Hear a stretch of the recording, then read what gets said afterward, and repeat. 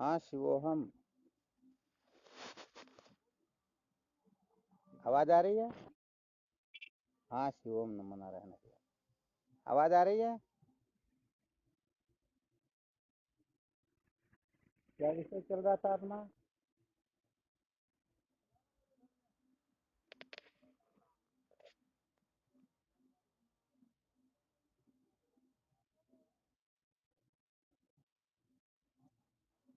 संसार को बनाए रखकर कभी भी सत्य का साक्षात्कार नहीं किया जा सकता।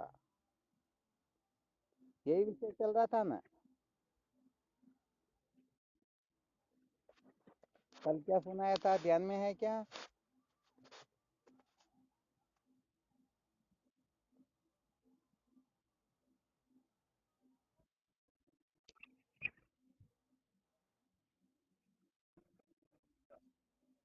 हाँ बिल्कुल ठीक है। विद्या काम कर्म यही संसार चक्र है।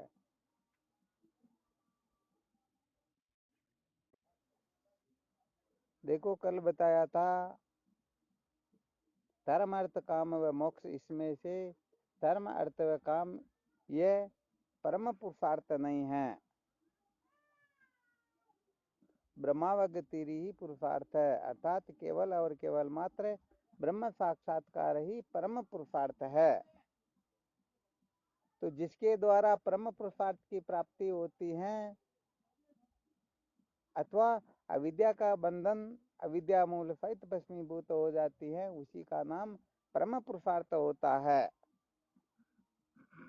तो कल विचार किया था, धर्म अर्थ काम के द्वारा कभी भी अविद्या मूल सहित भस्मीभूत नहीं हो सकती। क्या नहीं हो सकती?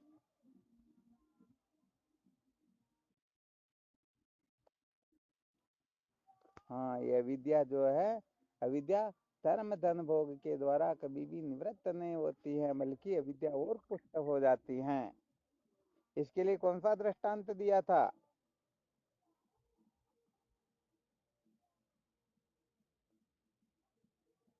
रस्सी में प्रतीयमान सर्प को कोई डंडा लेकर मारने का प्रयत्न करे, अथवा दूध ले जा करके उसे पिलाने की चेष्टा करे, तो बताओ इससे सर्प की भ्रांति और कुटस्थ होगी या कम पड़ेगी?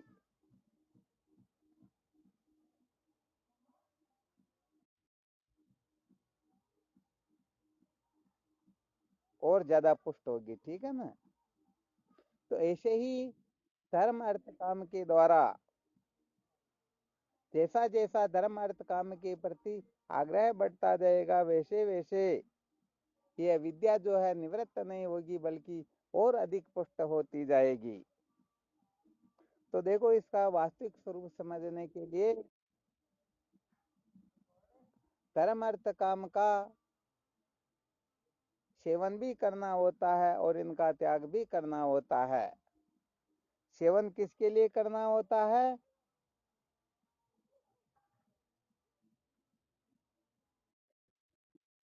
हाँ, चित्त की शुद्धि के लिए इनका सेवन करना होता है, और अंतःकरण शुद्ध होने के पश्चात ब्रह्म विद्या की प्राप्ति के लिए इनका सम्यक प्रकार से त्याग करना होता है।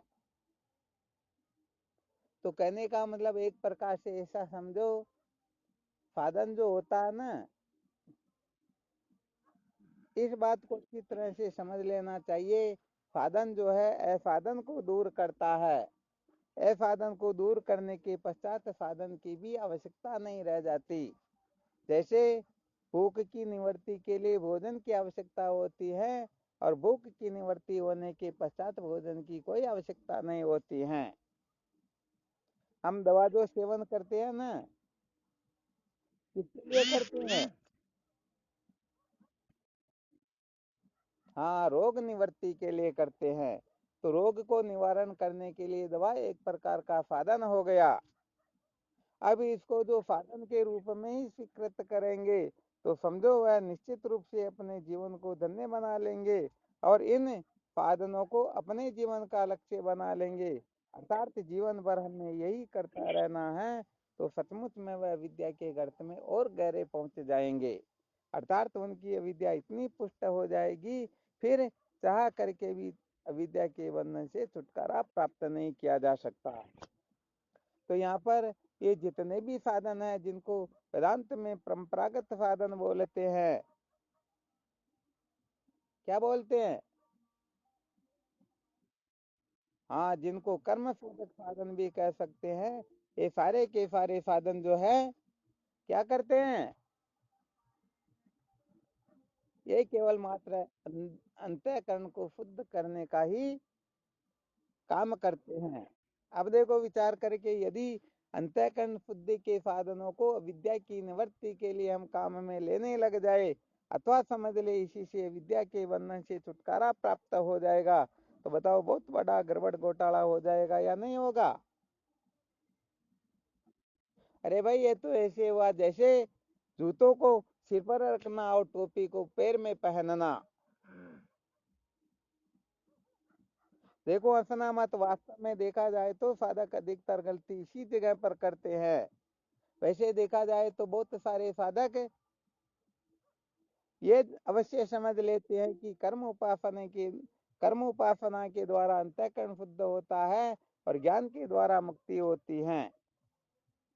परंतु अंतःकरण शुद्ध होने के पश्चात यदि कर्म उपासना का त्याग न करके वेदांत विचार को महत्व न दे, तो समझ लेना वो भी जूतों को सिर पर रख करके ही चलने का प्रयास कर रहे हैं।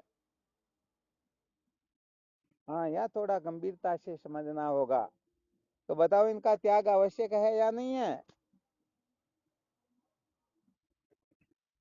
हाँ, परंतु इसके साथ ये रहस्य भी अच्छी तरह से समझ लेना, जितना त्याग आवश्यक है उतना का उतना ग्रहण भी आवश्यक है।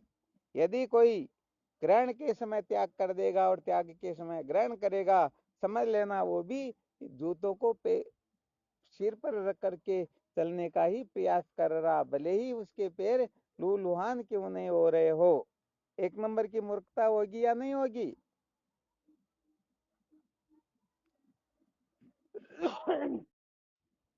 समझ में आ रहा या नहीं आ रहा?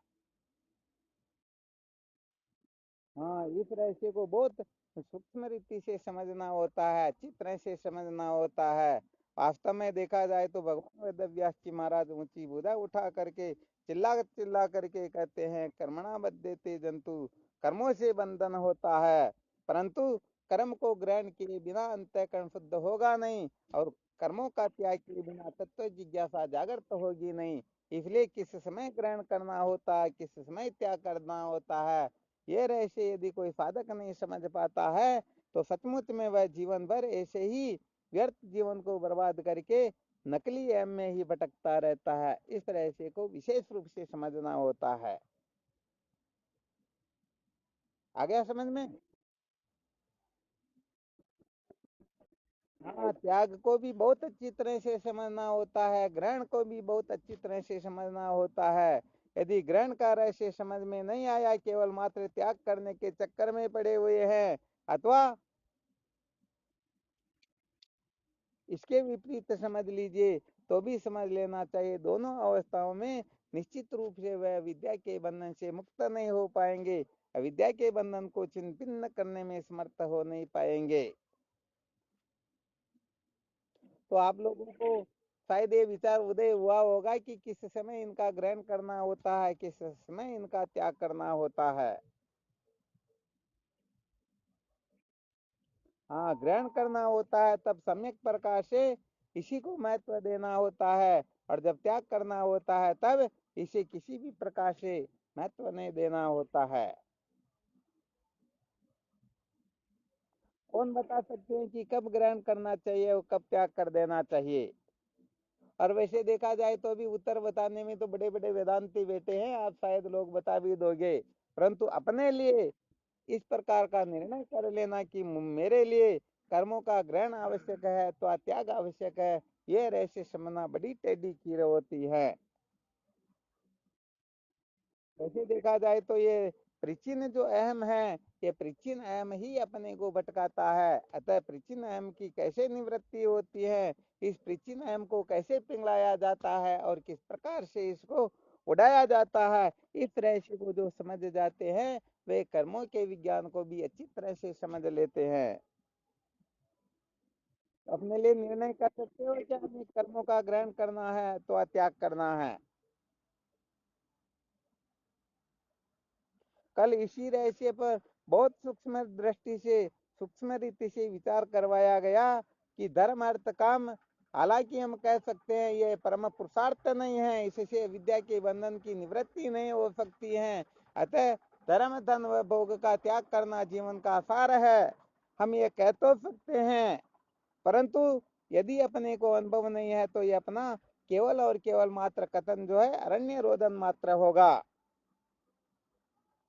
क्योंकि सम्यक प्रकार से धर्म का अनुष्ठान करके, धन का संग्रह करके, भोगों को भोग करके, फिर जब असलियत का पता चलता है कि वास्तव में धर्म के द्वारा, धन के द्वारा, भोगों के द्वारा अविद्या के बंधन से छुटकारा नहीं मिलता है, तभी हम प्रैक्टिकली रूप से देख लेंगे, अच्छी तरह से निर्णय कर लेंगे। जैसे रेत को पीसने से तेल नहीं निकलता है, पानी को बिलोने से घी नहीं निकलता है, ऐसे ही कल्प कल्पांतर तक कर्म धन भोग का हम अनुष्ठान करते रहे फिर भी सचमुच में शांति नहीं मिलती है।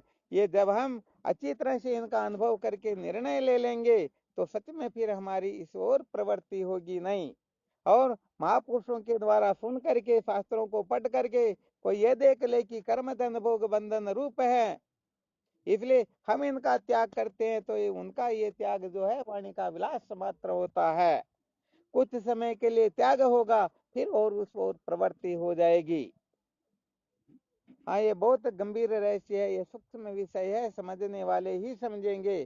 क्योंकि जब तक रस्सी को अच्छी तरह से नहीं देख लेते हैं तब तक सर्प की भ्रांति सचमुच में निवृत्त होती नहीं। हाँ, भले हम डंडा लेकर के निर्भय हो सकते हैं, कुछ भी करके निर्भय हो सकते हैं, परंतु सदा सदा के लिए निर्भय होना संभव नहीं है। सदा सदा के लिए निर्भय तो तभी हो सकते हैं जब हम ऋषि का साक्षात्कार कर ले। हाँ, तो कुल मिलाकर के धर्म अर्थ काम जो है ये बंधन रूप है, अथवा इसे विद्या की निवृत्ति नहीं होती है। ये केवल कह देने मात्र से काम नहीं चलेगा, पहले अच्छी तरह से धर्म का अनुष्ठान करके, धन भोग का अनुष्ठान करके अच्छी तरह से निर्णय ले ले जिसकी विधि बताई हुई है, अर्थात शास्त्र विरुद्ध धर्म, धन व भोग इनका सम्यक प्रकार से त्याग करना है। क्योंकि भगवत प्राप्ति की ओर जो प्रवृत्त होते हैं वे शास्त्र से विरुद्ध मनमानी श्री से आचरण करने वाले होते ही नहीं, उनको तो शास्त्रों में पामर पुरुष कहा जाता है। अतः जो शास्त्र की मर्यादा में रह करके धर्म धन भोग का अनुष्ठान करते हैं, वे जब इन धर्म धन भोग के फल को अल्प समझेंगे, फिर जब वैराग्य होगा, उस वैराग्य की झलक में सचमुच में तत्व जिज्ञासा जागृत होगी, और उस समय जो वेदांत विचार किया जाएगा वह वेदांत विचार तत्व श्रवण मात्रेण शुद्ध बुद्ध निराकुल है। आ गया समझ में? हाँ, तो यहाँ पर अच्छी तरह से धर्म का अनुष्ठान करके देखो कुछ समय तक, और फिर शांति न मिले, ये समझ में आ जाए धर्म का फल सचमुच में स्वर्ग है, और मुझे स्वर्ग आवश्यक नहीं है, स्वर्ग भी अल्प के अंतर्गत है, स्वर्ग में गए हुए भी वापस लौट करके आते हैं, इसलिए मुझे स्वर्ग नहीं चाहिए। ईमानदारी से धन कमा करके फिर उस धन के द्वारा सच्ची शांति की खोज करो, प्राप्त हो जाए तब तो बहुत अच्छी है, और नहीं हो तो फिर इनसे विरक्त हो, ताकि भविष्य में कभी हम धन के चक्कर में न पड़े, कभी भोगों के चक्कर में न पड़े। वरना सच्ची बात है, जैसे भोजन करते करते जब भूख निवृत्त हो जाती है उस समय हम यदि कोई एक ग्रास भी रखने की चेष्टा करे तो हम थप्पड़ रखने पर उतारू हो जाते हैं। ऐसा वैराग्य दिखता कि शायद अब जीवन में कभी रोटी को हाथ नहीं लगाएंगे, परंतु 8-10 घंटे बाद में देख लीजिए वह चिल्लाता या नहीं चिल्लाता। हाँ, तो ऐसे ही कोई धर्म धन भोग के बारे में थोड़ी देर के लिए कथन कर देगा, अरे इनसे पुरुषार्थ की, परम पुरुषार्थ की प्राप्ति नहीं होती है, विद्या की निवृत्ति नहीं होती है, तो हो सकता है उस समय उनके प्रति उनकी महत्व बुद्धि नहीं हो रही हो, इसलिए थोड़ी देर के लिए कह देगा। ये वैराग्य थोड़ी देर के लिए होता है, सचमुच में सत्य का साक्षात्कार या असलियत को जानने के पश्चात विरक्ति जो होती है वह स्थायी हुआ करती है।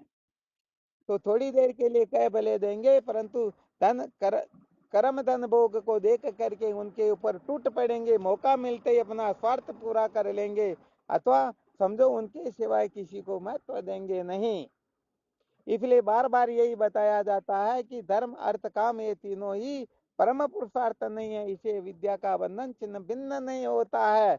इसलिए धर्म अर्थ काम का त्याग तो करना ही करना है, परंतु धर्म अर्थ काम का वास्तव में रहस्य क्या है, स्वरूप क्या है, ये कब तक ग्राह्य है और कब ये त्याज्य हो जाते हैं, ये सारा का सारा रहस्य, सारा का सारा विज्ञान समझना होता है। सारे के सारे विज्ञान को समझने के पश्चात यदि कोई कहे धर्म अर्थ काम सचमुच में परम पुरुषार्थ नहीं है, तो समझो वह उनकी अनुभव युक्त वाणी मार्ग की वाणी होगी, वह उसे सचमुच में आगे बढ़ा देगी। और उनके कहे अनुसार बाकी के लोग यदि कहने लग जाएंगे तो सच्ची बात यह है कि अभी तक वो शब्द के अर्थ को जान रहे हुए हैं, परंतु शब्द के अर्थ का अर्थ तो जानते ही नहीं, इसलिए निश्चित रूप से भटक जाएंगे। आ गया समझ में?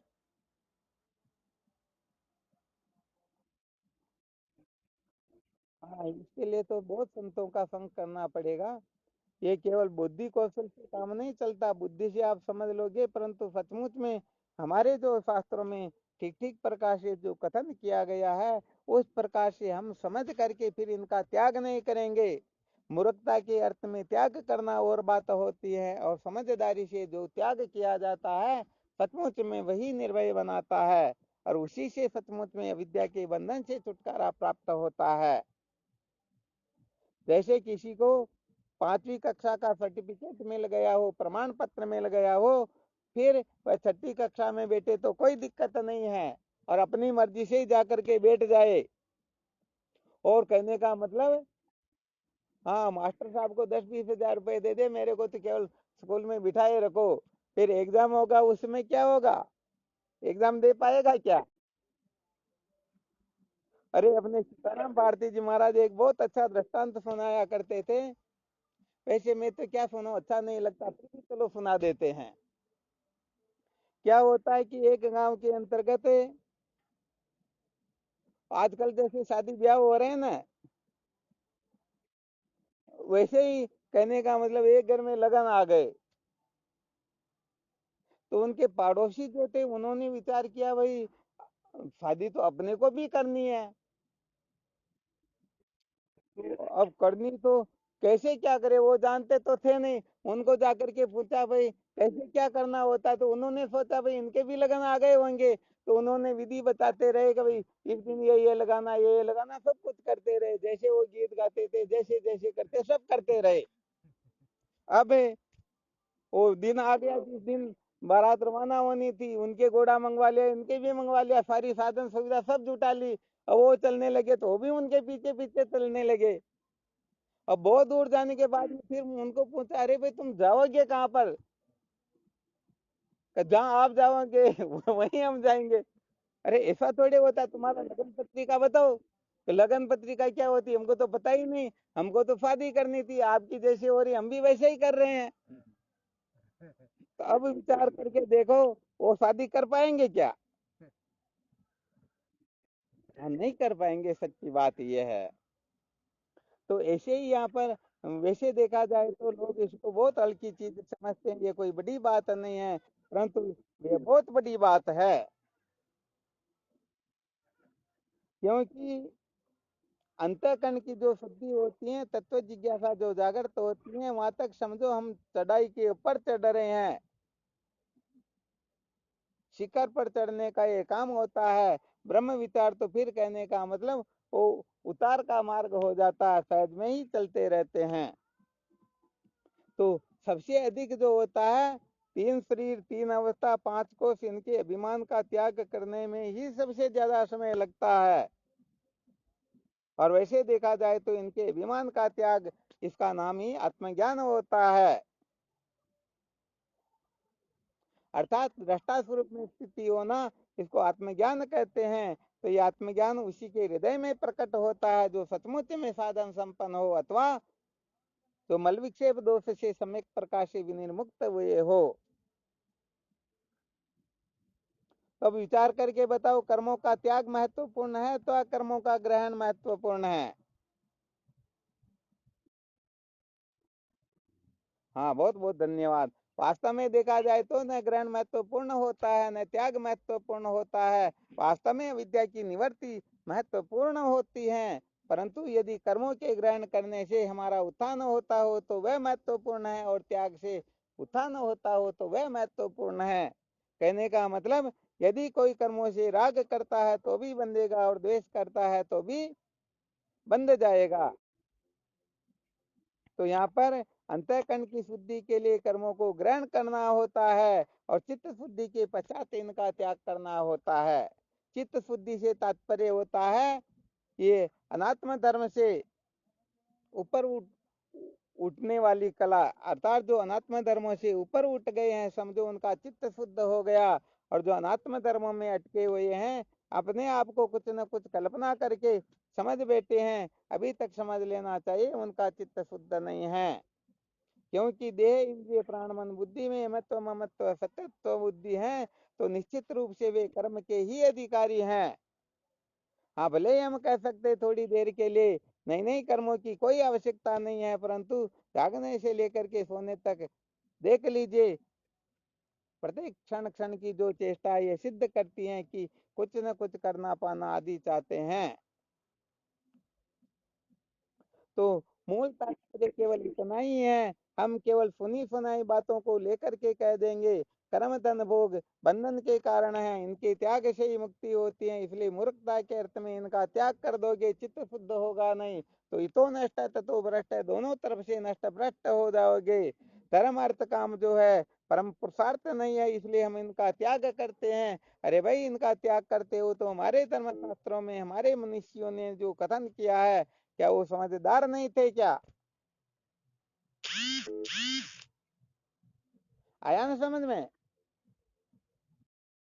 हाँ, तो इनको बहुत अच्छी तरह से समझना, जब तक चित्त शुद्ध नहीं होता है तब तक, क्योंकि कर्म उपासना आदि साधनों से ही चित्त की शुद्धि होती है। इसके भरोसे मत रहना कभी ज्ञान से शुद्ध हो जाएगा। अरे ज्ञान तो अंतःकरण का ही बाध्य कर देता है। ज्ञान की दृष्टि में अंतःकरण शुद्ध रहे या शुद्ध रहे कोई फर्क नहीं पड़ता, ध्यान रखना अच्छी तरह से। क्योंकि यते द्वैतम न विद्यते, ज्ञान होने पर तो द्वैत नाम की कोई वस्तु शेष रहती ही। हाँ, इसीलिए उदय बाबा जी महाराज कहा करते थे, चाहे किसी को कितना भी ज्ञान क्यों न हो जाए, परंतु उनकी इंद्रियां विषयों की ओर जाने से रुकेगी नहीं। उनके भोगों की ओर प्रवृत्ति चिंतन या चेष्टा आदि जो ज्ञान से शांत नहीं होती हैं, इसके लिए साधन भजन करना होता है, इसके लिए कर्म उपासना करना होता है। ज्ञान तो केवल और केवल मात्र ज्ञान का निवर्तक होता है। अविद्या को निवर्त करने के सिवाय ज्ञान का कोई प्रयोजन नहीं होता। इसीलिए तो कहने का मतलब, बहुत सारे लोग ऐसे देखने में आते हैं जो ज्ञान में तो आकाश पाताल की बातें करते हैं, परंतु उनकी इंद्रियां वश में नहीं होती हैं। अनात्म पदार्थों की ओर प्रवृत्ति जो है पता नहीं कितनी अधिक अंटसंट होती है। तो इसका मतलब यह है कि ब्रह्म विचार की ओर प्रवृत्त होने से पहले पहले जैसी चित्त शुद्धि होनी चाहिए उनके अंतःकरण की थी नहीं, इसलिए ये गड़बड़ घोटाला होता है। तो फिर इसीलिए वशिष्ठ जी महाराज मनोनाथ वासना क्षय तत्व ज्ञान के अभ्यास का वर्णन कर देते हैं कि जीवन मुक्ति के विलक्षण आनंद के लिए यदि कोई चाहता हो कि मुझे जीवन मुक्ति का विलक्षण आनंद मिले, फिर उनके लिए मनोनाथ वासना क्षय का अलग से निरूपण किया गया है। तो थोड़ा ज्ञान का स्वरूप भी ठीक समझ लेना चाहिए, क्योंकि बहुत सारे लोग समझते हैं कि हमको जब ज्ञान हो जाएगा तो हमारा चेहरा चमकने लग जाएगा, अथवा शरीर से खुशबू निकलने लग जाएगी, हम दो पांच शरीर बना लेंगे, छोटे बड़े हो जाएंगे, किसी के मन की बात जान लेंगे। अरे सब सारी की सारी बातें जो है ये मूर्खों की कल्पनाएं होती हैं। वास्तव में ज्ञान कुछ भी नहीं करता है, ज्ञान तो वस्तु तत्व का यथार्थ बोध करवाता है। आ गया समझ में? इसलिए वस्तु में परिवर्तन करना ये ज्ञान का स्वभाव नहीं है। यदि परिवर्तन करना हो तो इसके लिए धर्म उपासना योग का आश्रय लेना होता है। यदि कोई अधर्म से छूटना चाहता है तो उसे धर्म का आश्रय लेना होगा। कोई वासनाओं में परिवर्तन करना चाहता है तो उसके लिए उपासना की आवश्यकता होती है। यदि कोई चित्त के विक्षेप को मिटाना चाहता है तो उसके लिए योग की आवश्यकता होती है। आ गया ना अच्छी तरह से समझ में?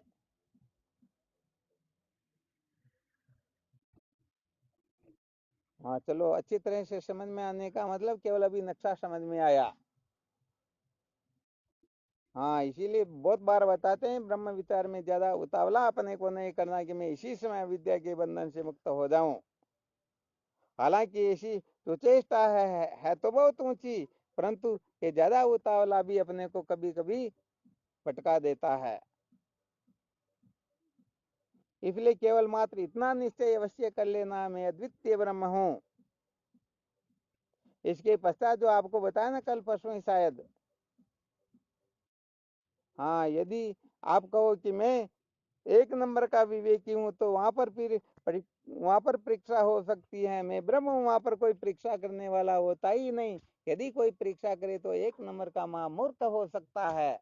परंतु आप कहो कि मैं बहुत बड़ा वैराग्यवान हूँ, बहुत बड़ा विवेकी हूँ, बहुत बड़ा पंडित हूँ, बहुत बड़ा धर्मात्मा हूँ, बहुत बड़ा भक्त हूँ, बहुत बड़ा योगी हूँ, तो बताओ, इनकी तो परिभाषा ही बताई नहीं शास्त्र में कि ये लक्षण है तो आप इस प्रकार के हो सकते हो। परंतु मैं ब्रह्म हूँ, इसकी कोई परीक्षा कर सकता है क्या?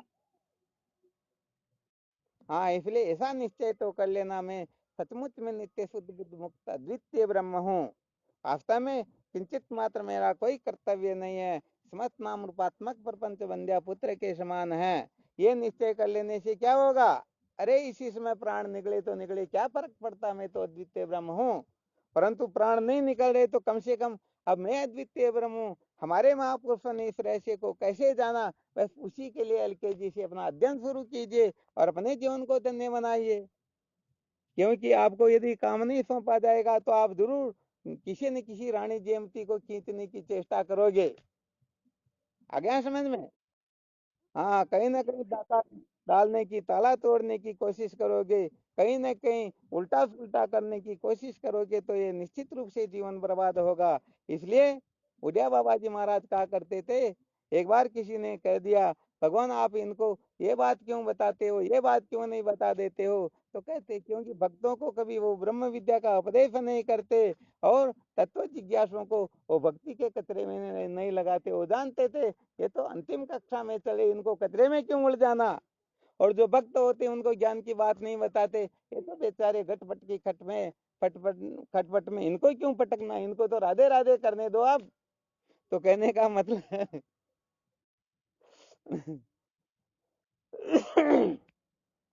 तो क्या होता है कि ये लोग जानते तो सचमुच में है नहीं, और जानकारी का मिथ्या अभिमान करके ऐसे ही उलझ जाएंगे कि मैं ब्रह्म हूँ, और फिर ऐसे ही संसार चक्र में पता नहीं कहाँ कहाँ क्या क्या गड़बड़ घोटाला करेंगे। इसलिए कह देते भाई देखो तुम ऐसा वैसा करो ताकि अपना काम भी ठीक तरह से चलता रहे, और ज्यादा संसार को नरक भी न बनाए।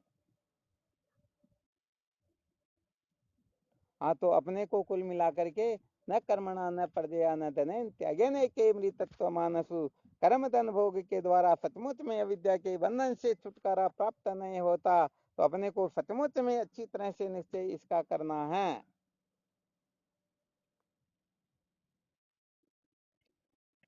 हाँ बिल्कुल, तो इसका करामलकवत अनुभव करना है। वरना थोड़ी देर के लिए कह देंगे मुझे धन की आवश्यकता नहीं है, भोगों की आवश्यकता नहीं है, परंतु कुछ समय के बाद में फिर रो रहे होंगे मुझे ये मिल जाए तो मजा आ जाए, ये मिल जाए तो सुखी हो जाऊं, ये मिल जाए तो जीवन धन्य हो जाए। ये गड़बड़ घोटाला जीवों का ऐसे ही चलता रहता है। तो बस इनके असली स्वरूप को हमें समझना है। तो ये कर्म धन भोग जो है अविद्या को मूल सहित भस्मीभूत क्यों नहीं कर सकते हैं? क्या कारण है? क्या है? अरे ये अविद्या से ही उत्पन्न होते हैं, और कार्य कभी भी कारण को नष्ट नहीं कर सकता। ये वेदांत का क्या है?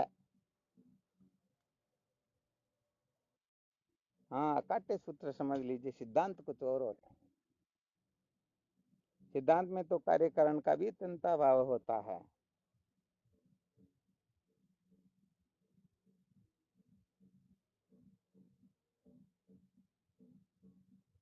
चलो, इसमें और कोई शंका हो तो देख लो। फिर आज हमारे बहुत सारे साधक आए हुए, अब इनके लिए इनकी कक्षा के अनुसार चिंतन मनन करेंगे, और क्या।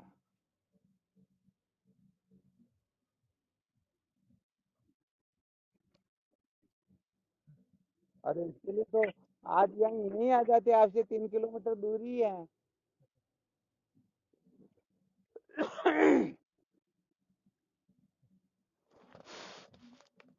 वैसे देखो, एक इसका रहस्य बता देते, आज जो सत्संग सुना है ना, इसका वास्तविक स्वरूप और बता देते हैं। जैसे आपने अभी जो प्रश्न किया, इस प्रश्न के अनुसार यदि उत्तर दें तो कह देते हैं भाई वास्तव में ज्ञानी का कोई प्रारब्ध नहीं होता है। आवाज कट रही क्या? अरे आपके समय में कैसे कटी, क्या बात है? कहने का मतलब जैसे अभी आपने प्रश्न किया ज्ञानी का प्रारब्ध होता है या नहीं, तो यहाँ पर जैसे उत्तर दे दिया गया कि ज्ञानी का प्रारब्ध होता ही नहीं। तब इस बात को सब सुन करके याद कर लेंगे और करने लग जाएंगे, परंतु इसकी प्रक्रिया को अच्छी तरह से समझेंगे नहीं, तो सच्ची बात है वो फिर बहुत बड़ा गड़बड़ घोटाला भी करेंगे। क्योंकि वो समझ जाएंगे हमारा कोई प्रारब्ध नहीं होता, अब तो रोटिन की तरह खाओ पियो ऐश आराम करो मौज मस्ती करो ना, क्या फर्क पड़ता। प्रारब्ध तो ज्ञानी का होता ही नहीं। हाँ, इसलिए वैसे देखा जाए तो जैसे उड़िया बाबा जी महाराज ने, महाराज से किसी ने पूछ लिया स्वामी जी बताइए गुरु बनाने की क्या आवश्यकता है, तो वो तो पक्कड़ महात्मा थे, वो उन्हीं की भाषा में उत्तर दिया करते थे। उन्होंने कहा अरे ये जो प्रश्न किया ना कि गुरु बनाने की क्या आवश्यकता है, तो उन्होंने कहा ये पूछने की भी क्या आवश्यकता है, अरे पूछना ही तो गुरु बनाना हुआ। तो वैसे देखा जाए तो ये रहस्य सचमुच में जो ज्ञानी है वही समझ पाते हैं। अब यदि सचमुच में आप ज्ञानी हो तो समझ जाओगे, और यदि ज्ञानी नहीं है तो फिर कल्पना करेंगे वही ज्ञानी का प्रारब्ध नहीं होता। और हम हो सकता है अपने आप को ज्ञानी समझ बैठे तो सच्ची बात अपना प्रारब्ध नहीं मानेंगे, और प्रारब्ध नहीं मानेंगे तो कर्म भी नहीं मानेंगे, कर्म भी नहीं मानेंगे तो शरीर संसार भी नहीं मानेंगे। तो हमारा अहमत्व ममत्व, हमारी जो अहमता बैठी रहेगी स्थूल शरीर में, और हम कर्ता किस जगह की करेंगे, समझ में आ रहा? हाँ, तो सच्ची बात तो ये है कि हमारा जो महत्व है, हमारी जो अहमता है, ये स्थूल देश से निकल के सूक्ष्म देश से निकल करके और कारण देश से अर्थात जागे स्वपन सुषुप्ति अथवा अन्य प्राणमय मनोमय विज्ञानमय आनंदमय इन पंच कोशों से निकल करके आत्मा तत्व में ही अपनी अहमता हो, तो कहने का मतलब समझ लो सचमुच में आपका कोई प्रारब्ध नहीं है, क्योंकि आत्मा का प्रारब्ध होता ही नहीं। यदि आप अपने को शरीर समझते हो तो तुम्हारा प्रारब्ध है, और अपने को आत्मा समझते हो मैं सच्चिदानंद द्वितीय ब्रह्म हूँ, तो प्रारब्ध की क्या औकात आपको स्वप्न में भी स्पर्श कर सके।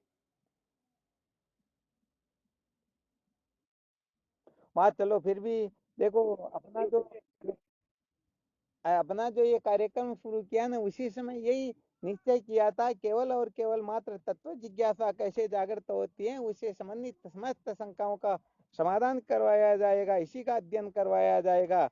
और तत्व जिज्ञासा होने के पश्चात क्या करना है, तो उनको फिर इन मोबाइलों के चक्कर में न पड़ करके तद विज्ञानार्थम से गुरु मेवा भी गचेत समित पाणी श्रुत्य ब्रह्मनिष्ठम, फिर उनको ऐसे महापुरुषों की खोज करनी है जो महापुरुष सचमुच में उनके जीवन को धन्य बना दे।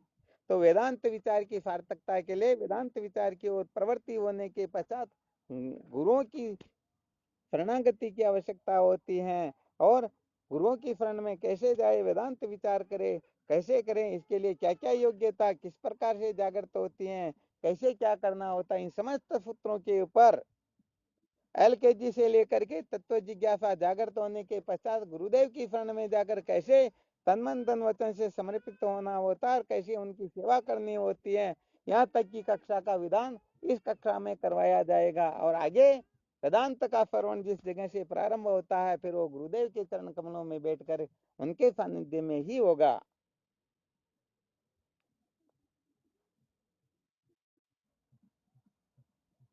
हाँ, तो देख लिया करो कभी कभी, थोड़ा समय निकाल करके महापुरुषों की शरणागत भी हो जाया करो, थोड़ा ठीक रहता है, वरना बहुत धन्यवाद के पात्र हो आप, काफी समय से सत्संग सुन रहे हो। हाँ परंतु, हाँ चलो ठीक है, अभी क्या करें, मन भला हो जाता है और क्या।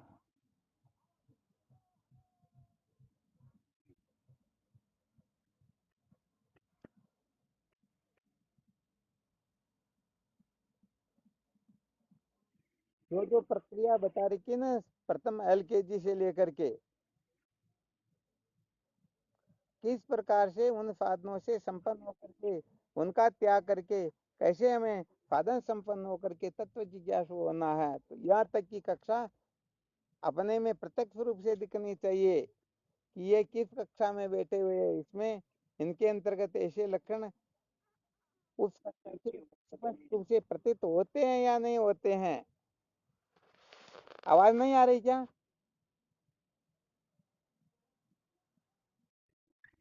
अरे चलो, बहुत बहुत अच्छी बात है।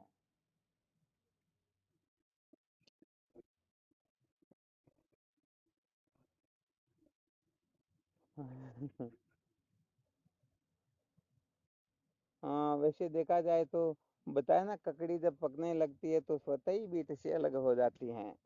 तो यहाँ पर कहने का मतलब कर्म धन भोग का यदि कोई त्याग करेगा तो निश्चित रूप से उनकी ओर वापस प्रवृत्त हो जाएगा।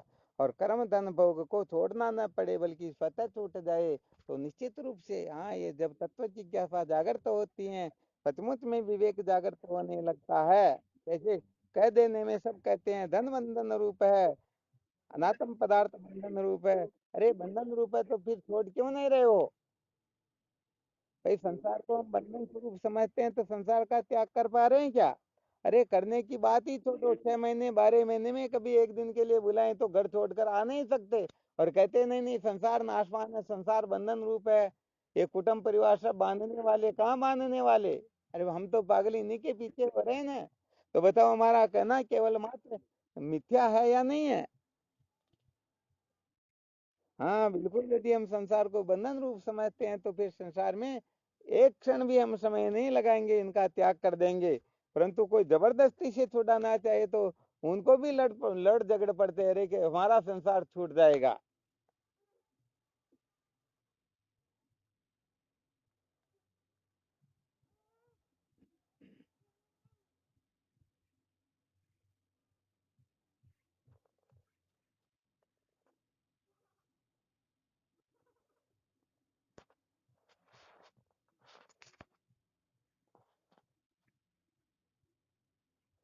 ठीक, करो चिंतन मनन फिर, ठीक है ना?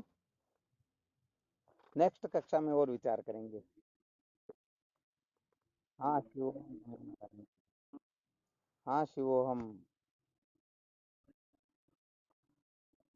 हाँ शिवोहम। शिवोहम शिवोहम।